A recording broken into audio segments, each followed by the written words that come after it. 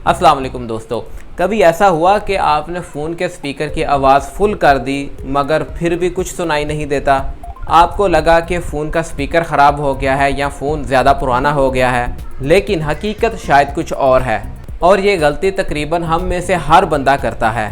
आज मैं आपको बताऊंगा वो गलती जिसकी वजह से हज़ारों लोगों के फ़ोन के स्पीकर की आवाज़ कम हो जाती है। और अच्छी बात यह है कि हम ये मसला घर पे सॉल्व कर सकते हैं। और एक ऐसी गलती भी है जो अगर आपने कर दी तो आपके फ़ोन का स्पीकर हमेशा हमेशा के लिए ख़राब हो जाता है। चलें पहले एक सवाल, आपने आखिरी बार अपने फ़ोन का स्पीकर कब साफ़ किया था? एक हफ़्ता पहले, एक महीना पहले या शायद कभी भी नहीं? ज़्यादातर लोगों का यही जवाब होगा कि उन्होंने कभी स्पीकर साफ़ करने का सोचा भी नहीं, क्योंकि हमें लगता है कि फ़ोन तो जेब में होता है, गंदा कैसे होगा। सोचें, रोज़ाना आप फ़ोन कभी जेब में रखते हैं, गाड़ी में रखते हैं या बैग में रखते हैं या किसी टेबल पे रखते हैं और कभी कभार किचन में भी रख देते हैं। फ़ोन जहाँ पे भी आप रखते हैं वहाँ की बारीक गर्द जो है, डस्ट, उसकी स्पीकर की जालियों में जमा हो जाती है। इस जाली के सुराख बहुत बारीक होते हैं और ये डस्ट को बहुत जल्दी कैप्चर करते हैं। आहिस्ता आहिस्ता इनमें मिट्टी जमा होनी शुरू हो जाती है। शुरू में तो हमें कुछ फ़र्क ज़्यादा महसूस नहीं होता, मगर जब ये जाली मुकम्मल तौर पे ब्लॉक हो जाती है तो फ़ोन की आवाज़ बहुत ही मध्यम हो जाती है, क्योंकि साउंड निकलने का रास्ता बंद हो चुका होता है। अब इसको एक मिसाल से समझें। अगर आप अपने मुंह पे मास्क लगाते हैं, एक मोटा मास्क लगाते हैं, तो आपकी आवाज़ दब जाती है, क्योंकि आवाज़ के निकलने के लिए उसको एक प्रॉपर रास्ता चाहिए होता है। जब वो रास्ता ब्लॉक होता है तो आवाज़ दब जाती है।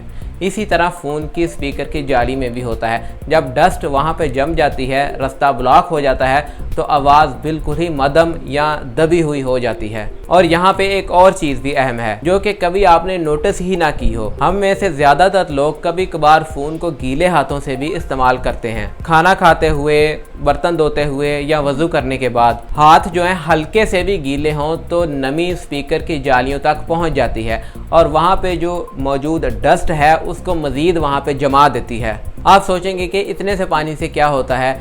जैसे ही मिट्टी के अंदर थोड़ी सी भी नमी जाती है तो वो और हार्ड और सख्त हो जाती है, जिसका निकलना बहुत मुश्किल हो जाता है और चंद हफ्तों बाद ही हमें फ़ोन का स्पीकर ख़राब लगने लग जाता है। अब एक और आम गलती जो शायद आप भी करते हो, सस्ता और मोटा फ़ोन कवर। जी हाँ, हर फ़ोन कवर अच्छा नहीं होता। कुछ फ़ोन कवर ऐसे होते हैं जिनके स्पीकर के सामने आ जाने की वजह से आवाज़ बिल्कुल ही दब जाती है, या फ़ोन कवर के सुराख बहुत ही छोटे होते हैं और फ़ोन की जाली के सीधी लाइन में नहीं होते, जिसकी वजह से आवाज़ ब्लॉक हो जाती है। फ़ोन के स्पीकर की जाली के सुराख इतने बारीक होते हैं कि ये नमी और डस्ट को अंदर नहीं जाने देते।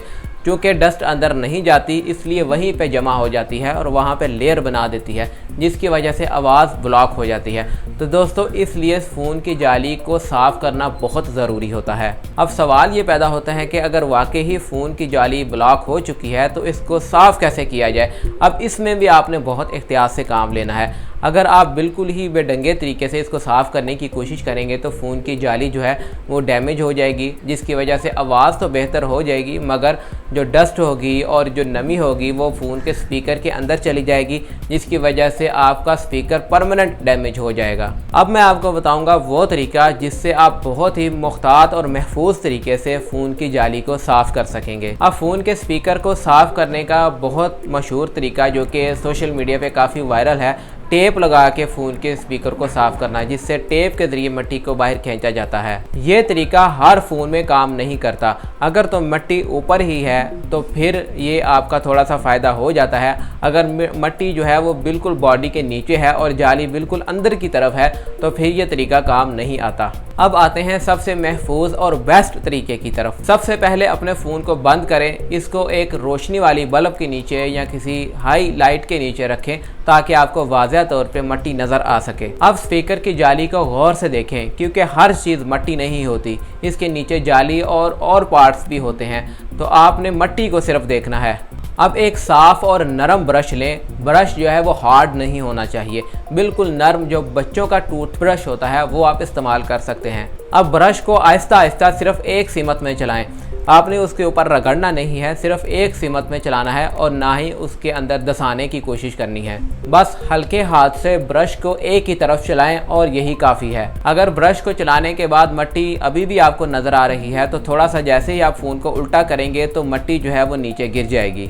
अब दोबारा एक ही साइड पे हल्के हाथ से ब्रश करें ताकि मज़ीद मट्टी जो है वो साफ़ हो सके। अब एक और अहम बात, कभी भी आपने पानी इस्तेमाल नहीं करना। कुछ लोग गीला कपड़ा लेते हैं या ब्रश को ही गीला कर लेते हैं, जो कि बहुत बड़ी गलती है, क्योंकि नमी स्पीकर के अंदर चली जाती है और वो मट्टी को मज़ीद अंदर फंसा देती है। कुछ लोग अल्कोहल या क्लींजर वगैरह भी इस्तेमाल करते हैं, तो कोशिश करेंगे ऐसे केमिकल्स को ना ही इस्तेमाल किया जाए, क्योंकि ये अंदर जाकर जंग का बायस भी बनते हैं। अब लास्ट में मैं आपको बताता हूँ कि हमें किस तरह पता चलेगा कि फ़ोन की जाली में मट्टी आ चुकी है या स्पीकर ख़राब हो चुका है। तो दोस्तों, अगर तो आवाज़ कंटिन्यूसली आती है मगर दबी हुई आती है तो इससे हमें पता चलता है कि फ़ोन की जो जाली है वो ब्लॉक हो चुकी है। जैसे ही आप फ़ोन की जाली की सफाई करेंगे तो आपके स्पीकर की आवाज़ ठीक हो जाएगी।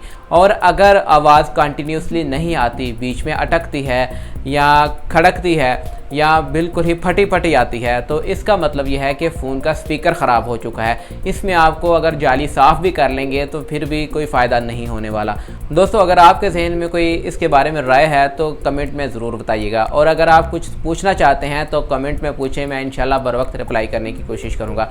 वीडियो पसंद आए तो हौसला अफजाई के लिए छोटा सा लाइक ज़रूर कर दिया करें। मिलेंगे इंशाल्लाह एक नई वीडियो के साथ, तब तक के लिए इजाज़त दें। अल्लाह हाफिज़।